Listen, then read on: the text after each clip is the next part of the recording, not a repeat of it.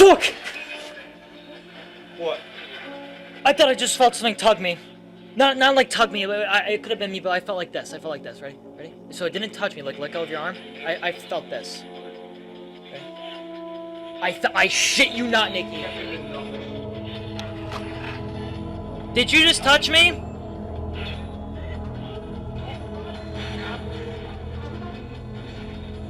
If you can you touch me again? Or touch me?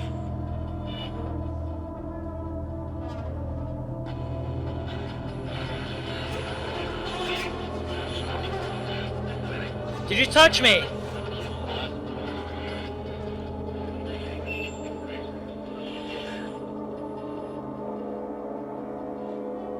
What's one thing you want to say to us? With you.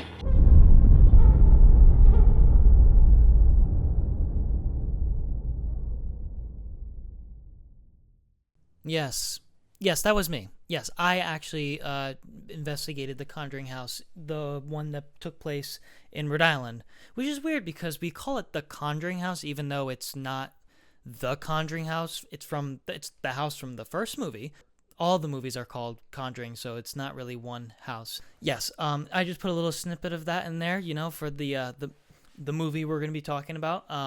Just a little brief thing. In 2020, I investigated with one of my good friends, and I'm not 100% a believer in paranormal. I have witnessed some things that could be explained, but I'm always open to the idea that there could be something else out there. I think it's a great idea, and I think, you know what? There could be. Who knows? There could be. Today we're going to be reviewing the new Conjuring movie, The Conjuring Last Rites. I literally just got out of the movie theater. I have my notes up, so I took a little bit of notes down. I'm going to try to keep this actually pretty short and pretty spoiler-free. Maybe the last 2 minutes I'll just talk about something briefly that I do need to talk about. But basically, I will say, this one, to me, was better than the third. I recently rewatched the third one, actually right before going to see this one. I've seen every other Conjuring movie in the Conjuring universe, or every movie in the Conjuring universe. I've seen all the three Annabelles. I've seen the really bad La Llorona movie, and the two nuns. That's right, I forgot about them, the nuns. Those movies, and then obviously all the other three Conjuring movies, and now the fourth one. I'm pretty sure if this movie does really well at the box office, I don't think they're going to put down the mantle. I feel like they'll make another Conjuring movie, even though a lot of people, or the marketing made it seem like this was the last one. Maybe with Ed and Lorraine Warren, but anywho, yeah, I just got back from it, and I do have to say, for me, it was better than the third one. And like I said, I recently rewatched the third one. Didn't really like it. I always try to rewatch a movie, especially during like the Halloween season. If it's a spooky movie, I'm gonna rewatch it. And I rewatched all the other Conjuring movies. 1 and 2 are still really good. 3 I didn't like. 4 I liked more than the third, but it's still not as good as the first and second one. It's an okay movie. It's an alright movie. There are definitely problems in it, but I'll get to those in a bit. But yeah, so this movie takes place in 1986 in Pennsylvania. But I believe the actual like haunting started in like the 70s or something like that, or like that's what like the actual real life case is. And then obviously the movie takes place in 1986, which is when the Warrens encounter this poltergeist. Now, I really should be vague when I say that, because this movie, not that it's a spoiler, but it's very much like the last Conjuring. Not really like the last Conjuring movie, maybe like Annabelle 3, if I could really base it. It's really revolving around the family dynamic, the Warren family, and also their daughter. And I don't think that's really a spoiler alert, because it's a main plot point. But it revolves around the daughter, and it revolves around the Warrens, how they're getting old, how no one really cares about the paranormal investigation stuff, especially since it's like the 80s. Call what you want, you can say all you want about the Ed and Lorraine Warren. There obviously are a lot of people think that, they fake a lot of the things, that, they were con artists. I'm not here to get into that. Even if I fully don't believe in it, I love paranormal stuff. I love watching Ghost Adventures, no matter if I even sit up straight and I go, oh, actually, you know what? That could be real. Or I'm sitting back and I'm like, what are we doing, boys? What are we doing? I mean, I have a fucking Ouija board sitting there. I love the paranormal. I think it's cool. I think it's interesting. So, con artists or not, love them. I like their characters, especially in the movies. Now, if you've seen the movies before, you'll know that their characters are definitely very different from real life. They've obviously dramatized them. Most of these movies are all dramatized, but to get into Ed and Lorraine Warren, I thought Vera Farmiga and Patrick Wilson, really, really good. No complaints there. I've always thought they were really good in all three other movies. I believe they were in Annabelle 3 as well. They had like very small roles, but they were very good in this. Not really a spoiler because it's literally the first 10 minutes of the film, but I won't say much, but it's a flashback. And in that flashback, I actually thought it was Vera Farmiga and Patrick Wilson. I believe it was probably because off screen they used their actual voices, but then when you got to an actual shot of them, I was preparing to see them, but I saw obvious other actors that were supposed to portray them younger. I believe the flashback was in like 1964, so it was well beyond any of the movies that took place. They literally looked like they were like in their early 20s. But for them, I thought they did it really well too. So the acting is never a problem in these movies. I think most of the time the acting is pretty good. It never takes me out. Maybe some cringe writing might take me out, but this movie had really good performances from Vera Farmiga and Patrick Wilson. Now, the movie, very much like the third one, is like two stories, or at least it feels like it's like two different movies.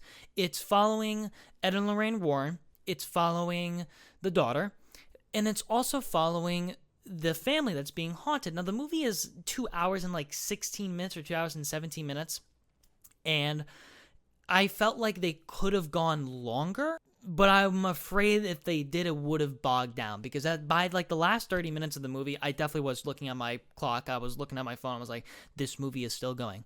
Like, this movie still has 30 minutes left. Other than that, there was literally, it felt like two different stories, and it kind of bogged down towards the end. It went back and forth from, the family that was going there, and then obviously Ed and Lorraine Warren and their daughter. I don't think this is really like a spoiler. It's basically the movie. It's not. I'm not saying what happens in a movie, even though I am. Ugh. Anyways, it felt like two completely different movies. And not to say that that's bad. You can absolutely do that in a movie. You can definitely perfect that. You can make it really, really well. This movie, I felt like didn't do it as much. In the last movie, the third one, when I was even rewatching it, I felt so bored of it, because when the hauntings happened, it wasn't even like interesting. And then the little bit, I felt like there was more Ed and Lorraine Warren in this movie than there was in the last movie, to be completely honest. And that's probably a good thing. But it definitely felt like the back and forth, it felt like it felt like it could have been longer, or it could have been a mini series. It was just two different like storylines. And obviously the storylines converge at one point, because the movie has to movie. So that was a really big problem for me with the movie. Other than that, I will have to say the character designs, the scares for the demons in the movie were pretty good, actually. I think they were a lot better than the last one. Like I said, I think this movie is definitely better than the third one. But not to say the third one was absolute garbage, but it just wasn't, I didn't like it. It was okay. But this one was, it's got better things. But the character designs, the scares, I thought were pretty good. Even sometimes, me, I love getting scared. I love it, and if a movie doesn't scare me, I will be fucking pissed. And sometimes I was at the movie theater, I was literally like this. I was kind of like covering. I was like, oh, a little spooky. Thought that was well. I thought that the lighting in the Conjuring movies never really took me out of it. I always thought the lighting was really good. So movie-wise, directing-wise, thought it was a solid job. The story, however, I could not that I couldn't understand it, but I could not understand why it was happening, because obviously there's another family involved, and I felt like, especially after the second one, and then the third happened and the fourth happened, there was just no like chemical bond. There was obviously more bond, like emotional bond with Ed and Lorraine Warren's characters, because they've been in every single one of them, so you're obviously attached to them. You've obviously seen them. There's no need to explain. But also, the characters that are being haunted, the family that's being haunted, I can't remember their names. I'm trying to think. Janet? No, that's from the second one. Fuck, no. I mean, I was hooked. I was interested. I definitely was more interested in this one than in watching the third one. But it just, I don't know. The family dynamic, there was just no like attachment for me, or like at least like I couldn't remember most of their names. Obviously, I knew what happens with them. I know the scares that happen with them, the hauntings that happen with them. But other than that, I just couldn't like really get into the family. And then when they went back to the Ed and Lorraine Warren side, there really wasn't any like hauntings. There were, but it was very like small, because what was happening when you went back to the family was insane. Like literally every scene, they got haunted. It was spooks. It was doors slamming. I definitely think they show a lot of the demons in this movie. They're not shy to do that, which I felt could have been. I felt a little overdone, but that's where I gave them credit, because I thought the designs were pretty good. I thought it was, I was like, oh, that was pretty spooky design. Other than that, maybe they showed them a little bit too much. Again, I'm trying to be spoiler free as possible. Definitely not trying to give away anything, but the scares that happen at the house only really like vigorously happen. Now, obviously, it's because Ed and Lorraine Warren are on their father, mother, daughter storyline. That's literally really all I want to say. But that's really a big thing that I had against this movie. They introduced a new character that does intertwine with the Ed and Lorraine Warren's characters and the daughter's character especially. I really thought that this. I actually need to go into spoilers quickly for this. Wrapping up the spoiler free before I go into spoiler talk. It's good. I thought it was okay. It's definitely not the best. It's definitely not really good. It borders on good, but it's better than the third one. I still go see it. I thought it was entertaining. I liked it, and you know what? My opinion is my opinion, and I liked it. But I do have to get into spoilers real quick, because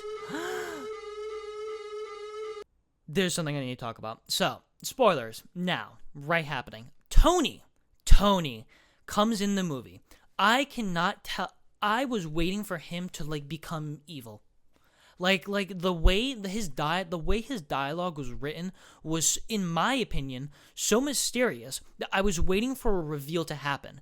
Like I was waiting for like something to happen. Like maybe he was the demon this entire time. That's there to get Judy. That Tony's there to get Judy to join the demons. So I thought that was going to happen. That didn't happen. It's really did not happen. The mirror thing didn't really bother me. It was more so the fact that the mirror was doing it. I don't know why. The mirror I just didn't dig. I did not dig the mirror. And it was not that it was unnecessary. It could have done so much better with it. And then the scares that happen with it, obviously, they only happen in the house. I hate, you know what? I hate it that the Conjuring movies don't kill off anyone. They just don't kill off anyone. They were so close in doing it. I literally was rooting for them to just kill people off. But no, they didn't want to do that. Obviously, because they have to keep it real life. I get that. But at the same time, spice it up a bit. I know it's based off of a true event, but it's not the true story. That's the thing about the Conjuring movies, especially this one and the third one. And even the second one, I'm pretty sure, it was very, very much based off of, like, the event itself, the Warrens investigating, but obviously they Hollywoodize and, they do a little Hollywood magic with it. But, yeah, this, that was the only thing I wanted to spoil about. I just needed to get that off my chest. But, yeah, so I thought this movie was okay. It was good. It definitely, if this is their last Conjuring movie, kind of blows. I really hope that if they make another one, that they do better. But I know that if they make another one, it's not going to be as good. So, but yeah, I just wanted to end it there. Go see the Conjuring movie, Last Rites. Definitely one of the last movies, because it still will make money. It will still make tons of money. And it's not trash. It's not garbage. It's just, it wasn't that good. It was okay. I'm getting lost in the sauce now. But yeah, that's about it. Thank you for watching this review.